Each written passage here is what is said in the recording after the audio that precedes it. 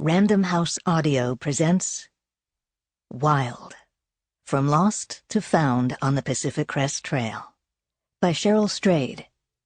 Read for you by Bernadette Dunne.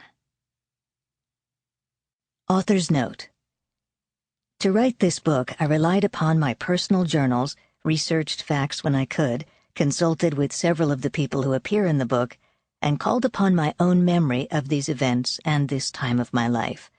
I have changed the names of most but not all of the individuals in this book, and in some cases I also modified identifying details in order to preserve anonymity. There are no composite characters or events in this book. I occasionally omitted people and events, but only when that omission had no impact on either the veracity or the substance of the story.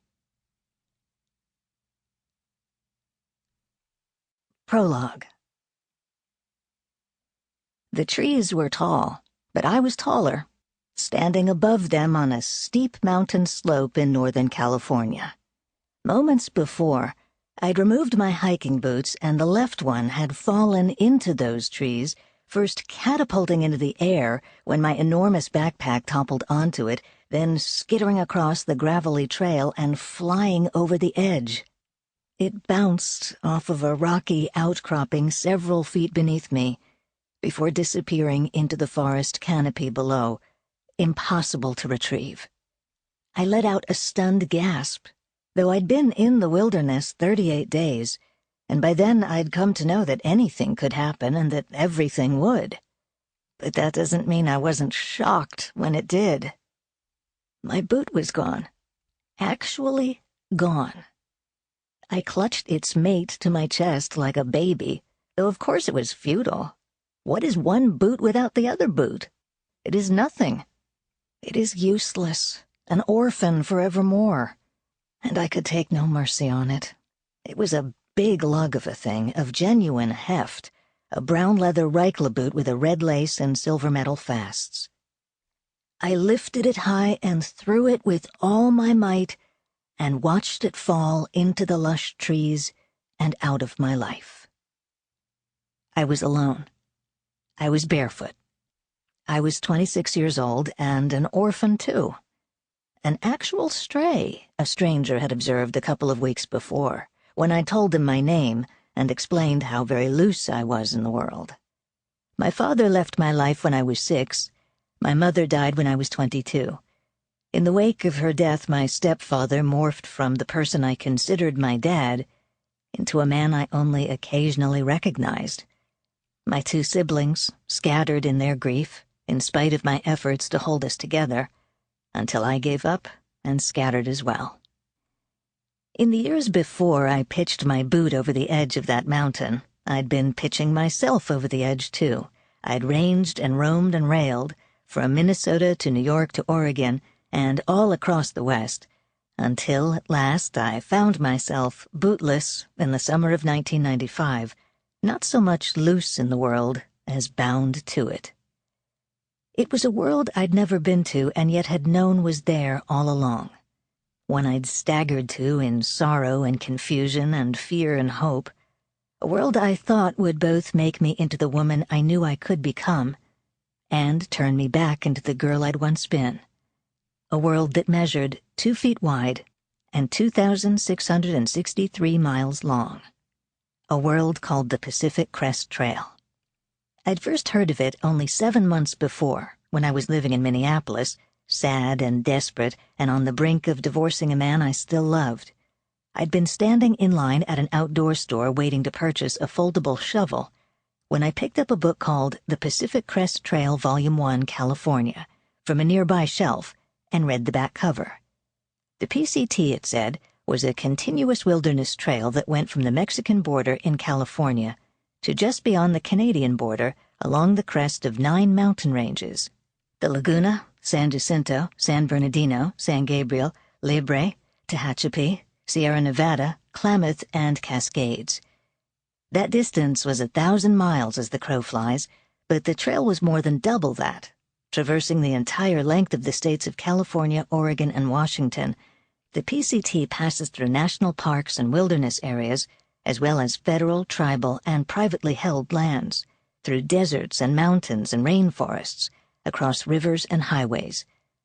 I turned the book over and gazed at its front cover, a boulder-strewn lake surrounded by rocky crags against a blue sky.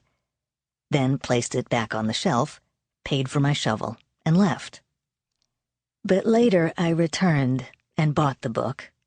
The Pacific Crest Trail wasn't a world to me then.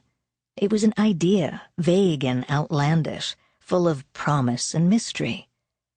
Something bloomed inside me as I traced its jagged line with my finger on a map. I would walk that line, I decided, or at least as much of it as I could in about 100 days. I was living alone in a studio apartment in Minneapolis, separated from my husband, and working as a waitress, as low and mixed up as I'd ever been in my life. Each day I felt as if I were looking up from the bottom of a deep well. But from that well I set about becoming a solo wilderness trekker. And why not? I'd been so many things already.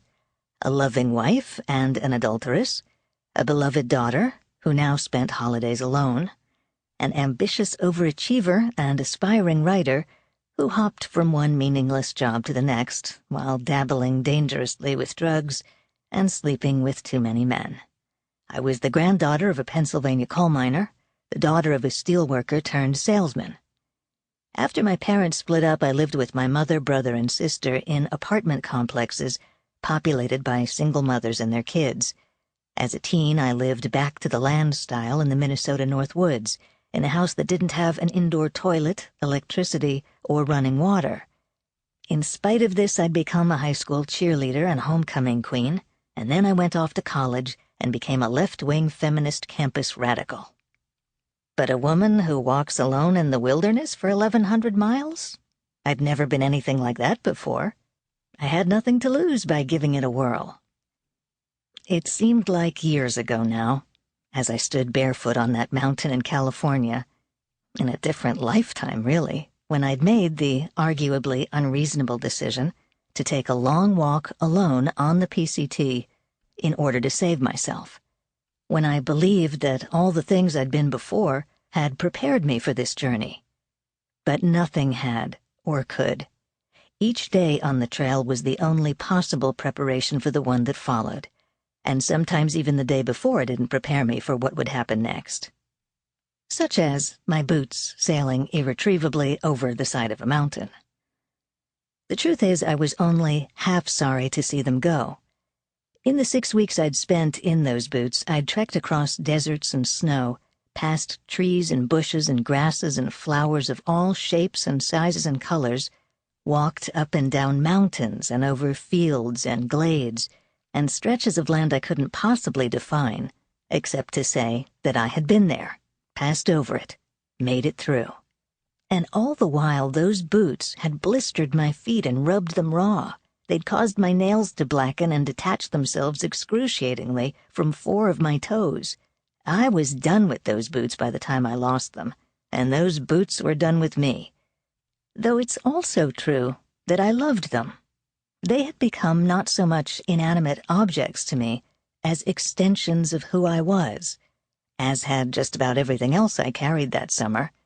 My backpack, tent, sleeping bag, water purifier, ultralight stove, and the little orange whistle that I carried in lieu of a gun.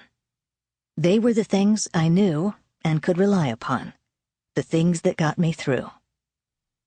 I looked down at the trees below me, the tall tops of them waving gently in the hot breeze. They could keep my boots, I thought, gazing across the great green expanse.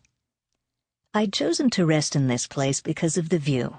It was late afternoon in mid-July, and I was miles from civilization in every direction, days away from the lonely post office where I'd collect my next resupply box. There was a chance someone would come hiking down the trail, but only rarely did that happen. Usually I went days without seeing another person. It didn't matter whether someone came along anyway. I was in this alone. I gazed at my bare and battered feet, with their smattering of remaining toenails.